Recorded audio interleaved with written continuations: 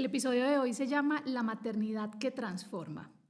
Mis hijos ya tienen 3 y 5 años, ya pasé por la etapa de mayor transformación cerebral, pero aquí estoy hoy, viviendo y respirando por 3, sellada a ellos 2, con mi cuerpo, con mi alma y con un apego más fuerte del que alguna vez imaginé. Podríamos decir que es la naturaleza asegurando la supervivencia de la especie. En el código genético de todas las mujeres, profundamente enterrado, existe un capítulo llamado Conducta materna básica. Estos genes se preparan con el embarazo, con las hormonas, se activan durante el parto y luego se refuerzan con el contacto físico con la cría. Yo recuerdo que cuando yo tenía 15 años y empecé a estudiar medicina, pensaba, jamás voy a tener hijos, voy a ser una súper especialista del cerebro, me voy a dedicar a la academia. No fue hasta los 30 años, cuando casi biológicamente programado, mi útero se empezó a contraer cuando veía a un niño o un bebé. Yo podía sentir físicamente la contracción, independiente del momento del ciclo menstrual en el que yo estuviera. De pronto y mágicamente yo anhelaba tener hijos con toda. Claro, ya estaba casada también con el amor de la vida y pensar en la posibilidad de esa mezcla de genes en parte me animó. La historia del cerebro materno empieza en la concepción, exactamente a las 2 semanas después de que el huevo se implanta en el útero. Cuando se implanta y se une al flujo de sangre de la mamá, empiezan los cambios hormonales, el poder de la sangre. La progesterona aumenta tanto en nuestra sangre y en nuestro cerebro que los senos empiezan a poner sensibles y de hecho ese es uno de los signos iniciales en que una mujer dice, estoy embarazada. Y el cerebro se empieza a adormilar, como si estuviéramos sedadas. Todos nuestros circuitos cerebrales se suavizan y empezamos a sentir mucho sueño y mucha hambre. Pero aunque estemos hambrientas, los circuitos de alimentación, olfato y gusto cambian, porque nuestro cerebro jamás permitiría que comiéramos algo que pudiera dañar a nuestro frágil feto en esos primeros 3 meses de vida, que es el momento crítico en que se forman los órganos. Entonces hay una razón cerebral y vomitamos por todo y por nada. Ante la mínima sospecha de un tóxico, el cerebro hace que vomitemos. Y comida que antes amábamos nos empieza a generar náuseas y nos sabe feo, nos cambian los gustos. Esos primeros 2 a 4 meses de embarazo, la progesterona aumenta hasta 100 veces y genera un efecto sedante similar al de las benzodiazepinas. Aumenta el GABA, que es un ansiolítico, un neurotransmisor que deprime, que disminuye el estrés y la ansiedad y nos da sueño. Yo recuerdo como si fuera ayer las siestas que hacía en ese primer embarazo. Yo llegaba del hospital a las 4 de la tarde y me iba directo a la cama y me dormía plácidamente hasta 1 hora. Esto es algo que jamás había hecho y nunca volví a vivir en mi vida, ni siquiera con el segundo embarazo. Las que tienen 2 o más hijos saben que hay lujos maternos que solo ocurren en la primera gestación. Entonces, mientras los cambios son físicos evidentes, empezamos a aumentar de peso y tamaño, hay otros cambios que nadie ve a simple vista. Y el cerebro de las mujeres en embarazo se reduce en tamaño. No un poquito, no. Hasta un 10% del volumen cerebral disminuye. Hay una reestructuración masiva. Yo digo que en el viaje de la maternidad nos reescribimos y para escribir otra vez tenemos que borrar mucho de lo que ya está escrito. Y eso es precisamente lo que está pasando en este cerebro. Hay una disminución en el tamaño, en el número de neuronas, de conexiones. La sustancia gris y todos los giros se reducen tanto que los ventrículos por dentro se ven más grandes. Y esto es progresivo desde el día de la concepción hasta el momento del parto. Es decir, nos vamos encogiendo como una uva pasa. Vivimos algo que se conoce como la poda neural o la famosa matrescencia. Este es un término que acuñaron en 1973 una antropóloga, Dana Rafael, y dijo matrescencia por la analogía con la adolescencia. ¿Sí? El adolescente y la mujer en embarazo no pierde función, pero las conexiones cambian. Es como esa bola de demolición de la película Intensamente que llega a destruir algunas vías neurales que ya no necesitamos y empiezan a crearse otras. Nos transformamos, pero esta transformación nos genera confusión a las mamás, así como al adolescente. Por ejemplo, el hipocampo en el lóbulo temporal, que es la estructura clave en memoria, se reduce, disminuye de tamaño y entonces aparecen esos olvidos, esa nubla mental, el conocido edema cerebral o el cerebro de mamá, de mommy brain, o como me dijo en estos días una ginecóloga, el cerebro en modo avión. Especialmente la memoria verbal se reduce, entonces empezamos a olvidar las palabras. Y acá nunca me canso de contar algo que me pasó en el hospital cuando estaba embarazada de mi primer hijo. Y es que como especialista de epilepsia todo el tiempo pienso, hablo y hasta sueño con los medicamentos antiepilépticos. Entonces vi a un paciente en urgencias, le hice un diagnóstico de epilepsia por primera vez, le expliqué que le iba a iniciar un tratamiento y cuando iba a decir la palabra de ese tratamiento médico, me quedé en blanco. En ese momento no fui capaz de recordar el nombre carbamazepina, que además es fácil mi antiepiléptico preferido. Al principio yo me asusté, con una excusa cualquiera me fui para el puesto de enfermería, me senté, empecé a buscar en Google, ni siquiera sabía qué escribir, no sabía qué buscar, tenía la mente en blanco y de pronto la palabra volvió a mí. Pude respirar profundo. Como neuróloga los pacientes consultan mucho por olvidos. Doctora, es que yo entro a una habitación y no sabía lo que iba a hacer, o yo abro la nevera y ya no me acuerdo qué estaba buscando. Y esto nos pasa a todos y muchas veces es más que un problema de memoria, es inatención, fatiga, en parte por vivir en un mundo tan desconectado, en donde hacemos 1000 cosas a la vez a toda velocidad, ¿cierto? A mí claro que me pasó esto en el embarazo. Yo recuerdo que en la maternidad iba hasta 3 veces a una habitación a buscar un pañal y no, a la cuarta vez recordaba, cierto que era el pañal.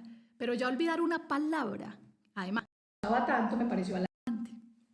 Y es que las mujeres desde el embarazo, sin que haya nacido bebé aún, estamos enfocadas 100% en la cría y todas las áreas de atención del cerebro se enfocan en el embarazo, en el nuevo hijo y en los cambios que vienen. Y todo lo demás, incluso la carrera, pasa a un segundo plano. Y algunas dirán, no, pues yo no quiero vivir eso. Si no tienen hijos dirán como, no, yo no quiero que mi cerebro se reduzca en un 10% y empezar a olvidar palabras.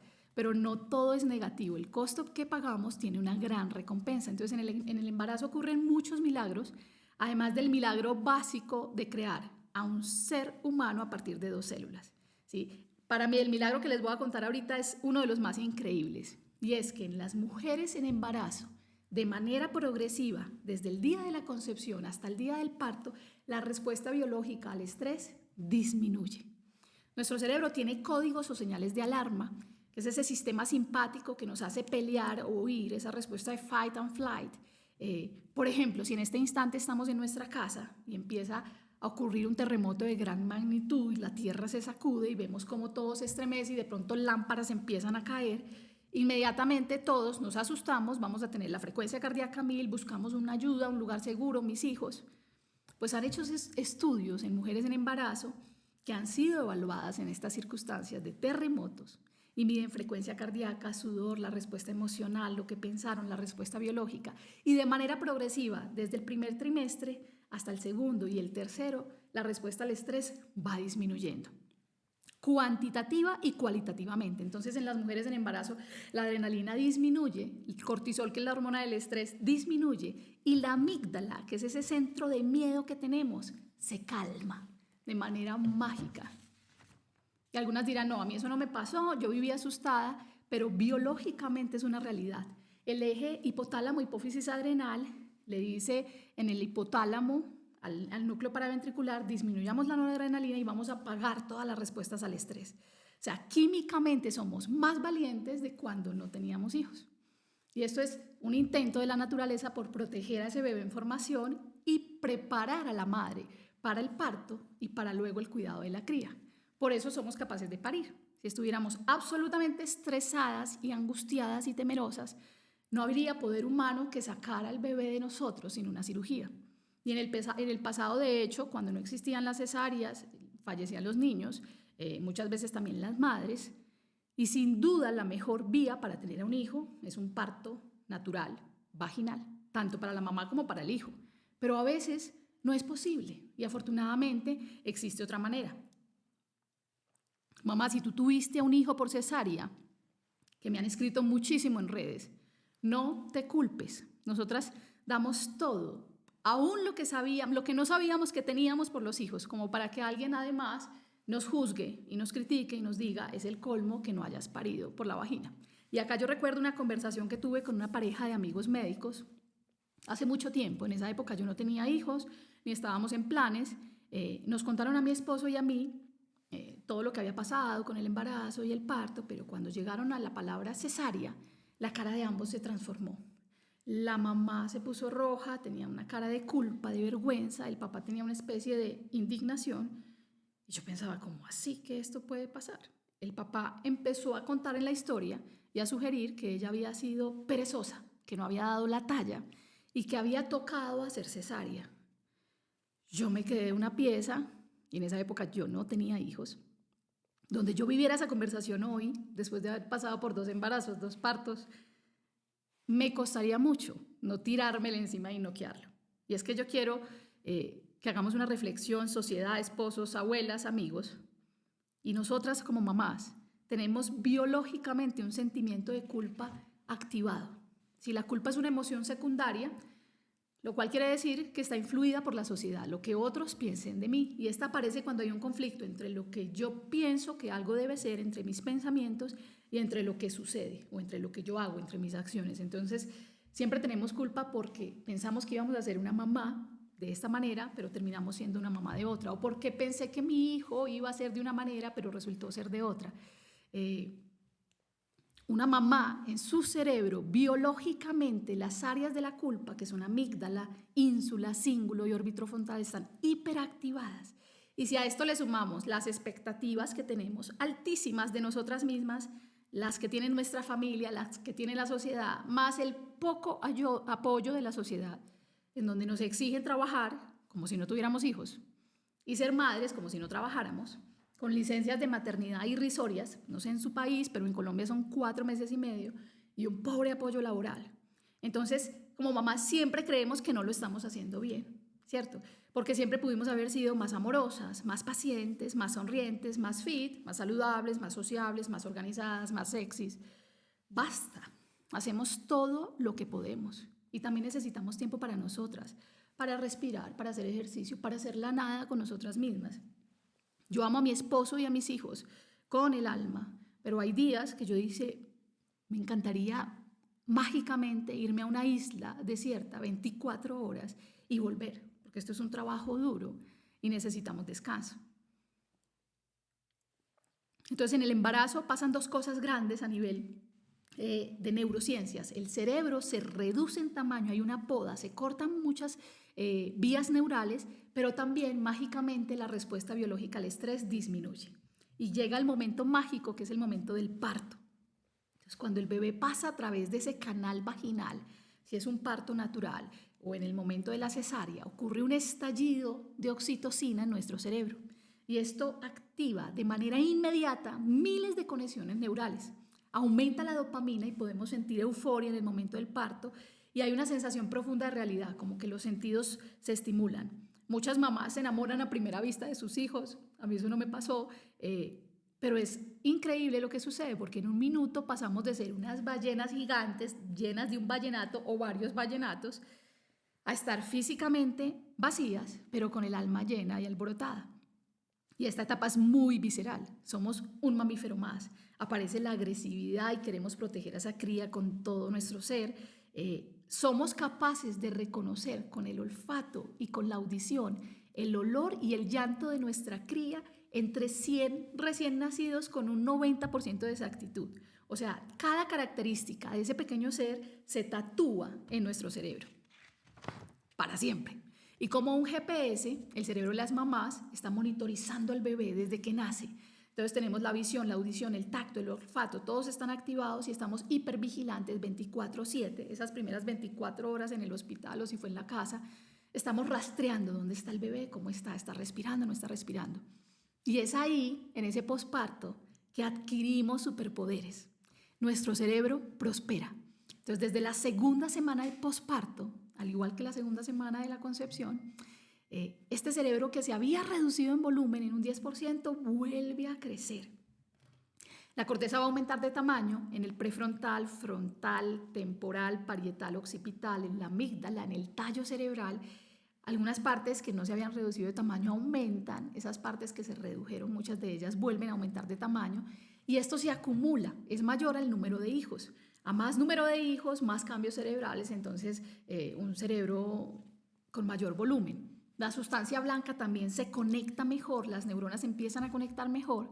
Y si nosotros comparamos el cerebro de una mujer que tuvo hijos versus una nulípara que nunca ha tenido hijos, en una resonancia cerebral, la mujer que tuvo hijos se ve más joven para su edad cronológica. Y esto está diseñado así, porque la naturaleza nos protege a las mamás de demencias, enfermedades neurodegenerativas. Es una terapia de antienvejecimiento antiquísima que quiere asegurar la supervivencia de la especie. Y claro, mayor tamaño, mayor función. Entonces la memoria que perdimos vuelve a mejorar, aunque tengo muchas amigas que me dicen, yo no he vuelto a mejorar. Yo siento que yo ya entré a esa fase de volver a mejorar y los tiempos son diferentes para cada una. Pero particularmente la memoria que mejora es la espacial. Las mamás siempre sabemos dónde está todo. Sí, es porque, claro, hicimos un curso de GPS avanzado e intensivo con el recién nacido y el lactante menor. Esos primeros 6 meses estábamos siempre ubicando al bebé. Y esto se compara con el aumento de la memoria espacial de los hombres taxistas de Londres, que después de 3 años y medio en este estudio clásico aumentan sus habilidades de navegación por estar manejando todo el tiempo en los taxis de las calles infinitas de Londres. Pues nosotras conseguimos eso en el posparto a los 6 meses. Entonces aumenta la memoria, también aumenta la empatía, la capacidad de ponernos en los zapatos de otro. Y cómo no, si nos entregan a un mamífero de 3 kilos que no habla, que es 100% dependiente de nosotras y el único medio de comunicación que tiene es el llanto.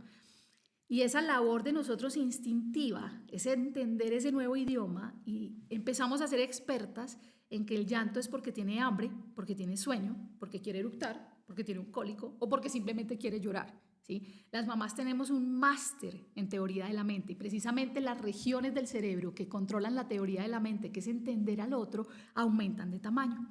Entonces nosotras aprendemos a discriminar muy bien las emociones de otros, muchas veces no las nuestras. Y esto sumado a la vulnerabilidad que sentimos nos lleva a tener una mayor compasión con el mundo. No sé ustedes, pero a mí la maternidad me revolcó. Yo viví un cataclismo emocional. Jamás en mi vida me había sentido tan débil y a la vez tan fuerte. Sin mis hijos yo no estuviera haciendo este podcast, no hubiera renunciado a mis trabajos hospitalarios convencionales, sin mis hijos no me hubiera dado cuenta de que no puedo con todo sola, de que definitivamente no puedo sola.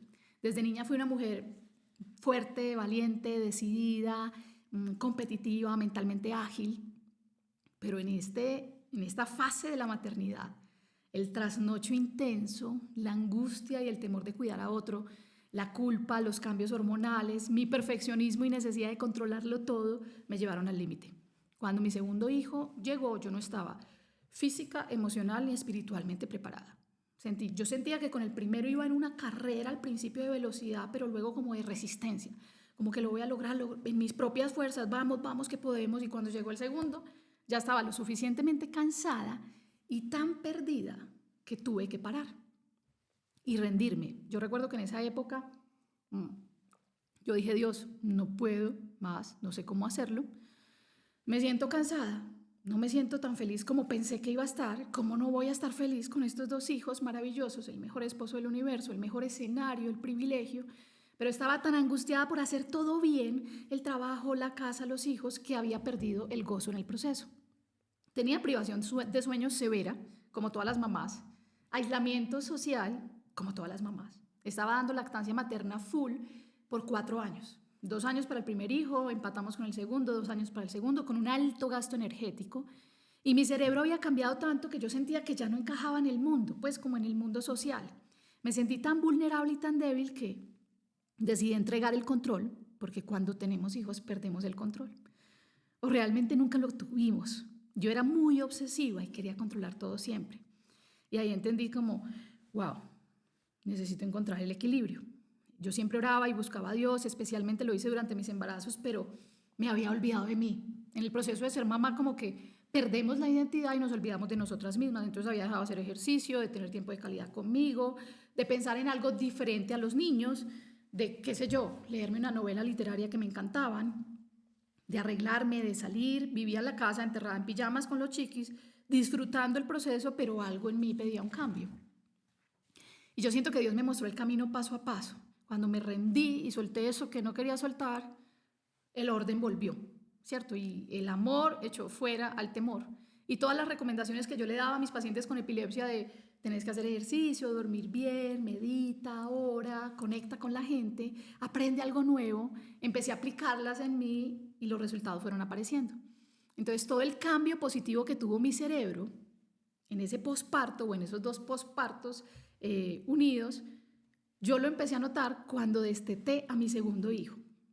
De pronto sentí que volvía a enfocarme en algo y yo realmente no quería destetarlo. Cada que yo daba lactancia materna sentía la explosión de oxitocina, dopamina, prolactina en mi cerebro, en mi alma y en la del bebé, ¿cierto? La lactancia cuando es placentera, y eso no siempre ocurre, tanto para la mamá como para el bebé, genera sentimientos muy fuertes, similares a los del amor romántico, similares a un chute de cocaína, comprobado por la ciencia en roedores. Nosotros como familia, por ley de equidad, dijimos, bueno, si el mayor tuvo 2 años, el menor también debe tener 2 años y decidimos hacer el destete. Y yo que soy súper pro lactancia materna, sentí que vi la luz, ¿sí? Sentí que otra vez volví a estar atenta o motivada por algo diferente a los bebés. Adicionalmente, este destete se juntó con un sueño de mejor calidad de mis niños y el mío, con una sensación de mayor apoyo exterior, porque yo antes no lo permitía, con un renuevo de amor propio, con un spa químico de neurotransmisores, por empezar a hacer actividad física, a moverme, y con un nuevo ikigai, que era ayudar a otros a encontrar el equilibrio. Yo pensaba, si yo, teniendo todos los privilegios, todas las herramientas de las neurociencias y la fe, sentí que sufrí la maternidad, con seguridad habían personas allá afuera de mi consultorio que también podrían recibir esa ayuda. Entonces empecé a crear tips sencillos basados en la ciencia, en nuestro cuerpo, que es un regalo que tenemos del cielo y que muchas veces no estamos usando. Entonces creamos las redes, creamos este podcast y aquí vamos con esta comunidad. Yo quisiera terminar hoy con 2 conceptos científicos que me leí y amé en el libro El cerebro femenino de Luann Brizendine, que es una neuropsiquiatra americana brillante, y ese libro lo recomiendo 100%. Y es el primero, que el cuidado amoroso y de alta calidad, ese apego de la madre biológica, genera una impronta, una huella imborrable en sus hijos. Y esto hace que sean físicamente más sanos, más inteligentes y más capaces de lidiar con el estrés. Y esa huella la van a llevar ellos en su mente y la van a transmitir a sus futuros hijos y al mundo. Por el contrario, cuando las madres por alguna razón no generan ese apego y no nutren a sus hijos con ese amor y ese cuidado, y acá hay muchas variables para evaluar, el resultado van a ser unos hijos hiperreactivos, inatentos, físicamente más enfermos, temerosos y ansiosos. En estos niños aumenta la hormona del cortisol y los cerebros son más reactivos al estrés, y esto se ha visualizado en tomografía por emisión de positrones. Ahora, cuando la mamá no está presente de esa manera, y puede pasar por 1000 razones, porque la mamá falleció, porque la mamá tiene una enfermedad mental, porque las cosas no fluyen, cualquier adulto cercano, confiable y amoroso puede hacer esas veces de acudiente. Yo digo cualquiera porque puede ser solo el papá, si la mamá fallece, los padres adoptivos o madres adoptivas, las abuelas, los tíos, mujeres que jamás han estado en embarazo, pero son cuidadoras como niñeras o empleadas. Estas personas o estos cuidadores secundarios tienen un contacto físico y diario con ese bebé y con ese niño, van a liberar oxitocina, que va a crear vías neuroquímicas en el cerebro que van a activar circuitos maternos, siendo hombres o mujeres que nunca estuvieron en embarazo.